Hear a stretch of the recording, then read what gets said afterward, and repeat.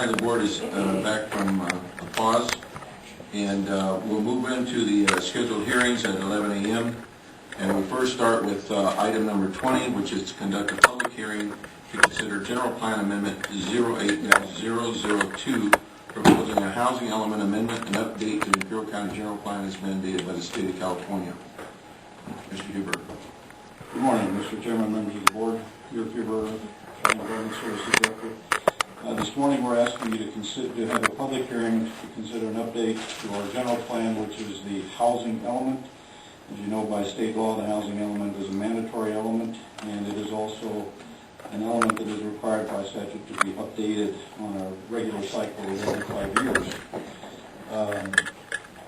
When we came before you about 6 months ago to ask for permission to go out and hire a consultant to get this done, we were under a time constraint, as you recall. I think I advised you at the time we were trying to get it done by June for some time limitations that were set on us by the state. So we contracted with PMC to get this done, and lo and behold, they met the timeline, and we're before you about a week or two late, but we're here.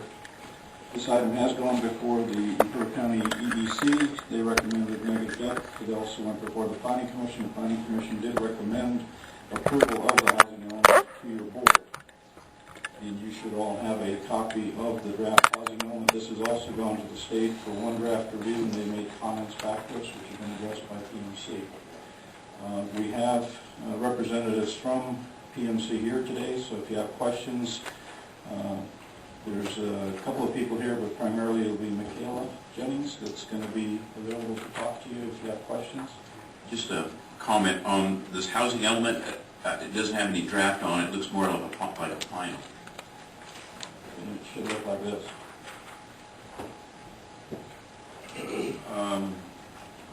Oh, you have to double check the copy of it. Yeah.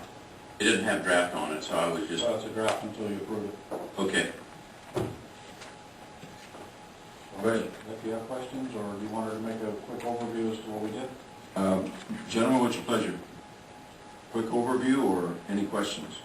Okay. Then I'll have Michaela come up here and explain it to you. Good morning. As Rick said, I'm Michaela Jennings from PMC, and I'll just give you a quick overview of what we did here. The purpose of the presentation will run through the requirements of the housing element and new legislation and the HCD comments that we got from the first draft that we submitted to them. The housing element is the only element of the general plan that is required to have a state certification. And the point of it is to address, the housing needs of all economic segments of the population. A big part of the housing element is the RHNA, or the Regional Housing Allocation. Each city comes up with some numbers, they give them to SCAG, and then SCAG allocates those among all of the jurisdictions. And here's Imperial County's RHNA numbers, total of 13,426 units that the county is supposed to plan for during this planning period, which goes through 2014. Here's some information that's in the housing element about housing affordability in the county. There's some owner information here, the maximum affordable price for extremely low, very low, and low-income households. As you can see, they're pretty low. And on this slide, we shows the median sales prices for 2007 and also 2003. And if you take a look at those, you can see that there's not a lot of houses that are affordable to those very low and extremely low. Are these for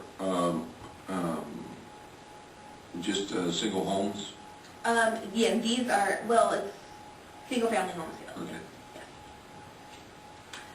Rental information. Rents are ranging between $350 and $718 while we were doing this housing element. And if you look at the extremely low and very low income affordable rents, it'd be difficult for a family of any size to find decent rental housing, especially a larger family. We also did a housing condition survey in January, which is part of the housing element. It's a required part to look at the age of the housing stock and the conditions of the housing stock. And the results shown here, there's 5 major categories found, meaning no rehabilitation needs, down to dilapidated, which means either major rehabilitation is needed or even complete replacement is needed.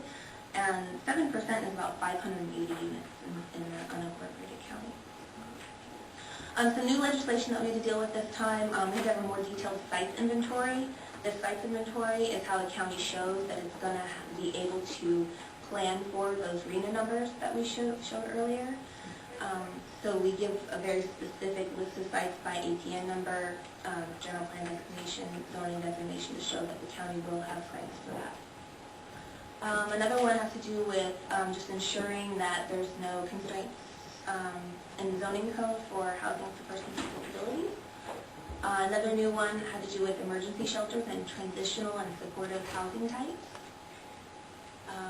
Extremely low-income households, specifically facilitating SROs or single-room occupancy units and supportive housing types in the zoning code. Single what?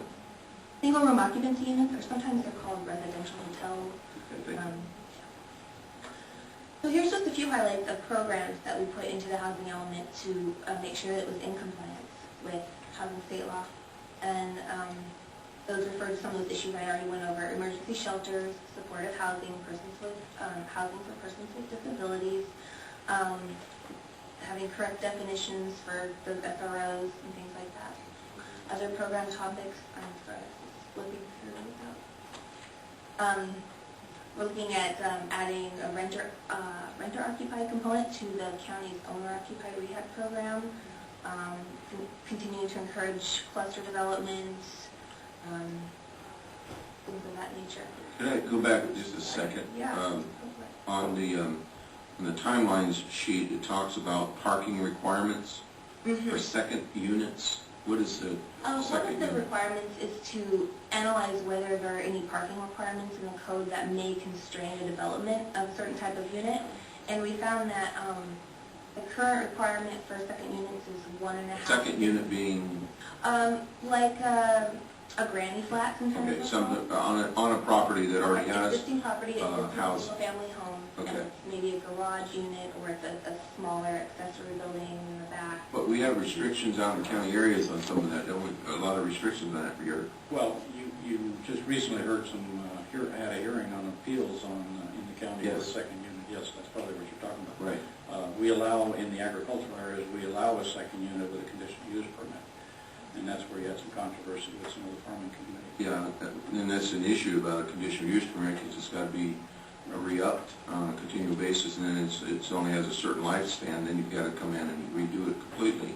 Once you have a house there, you have a house there. So The parking that she's referring to hasn't been much of a problem in the larger lots that we have Yeah. out in the country. The problem that we Right. generally have, and it's more significant in the cities than in the county, is or in the townships. where we have the townships, exactly like Heber, Highland, those areas where you have a regular 6,000 square foot lot, and somebody comes and wants to put like a granny flat or something. That's typically where the parking becomes an issue. Yeah, that does become an issue. And so you're looking there to go from Change it 1.5 just to one. to 1? Because 1.5 usually drive up to 2. But 1.5 doesn't, I mean, One. you don't have Probably to have a enough. car, so, Because we're typically studio type. You can count motorcycles as half of the car. yeah. Right. A golf cart? Yeah, I think in the county we allow them some places.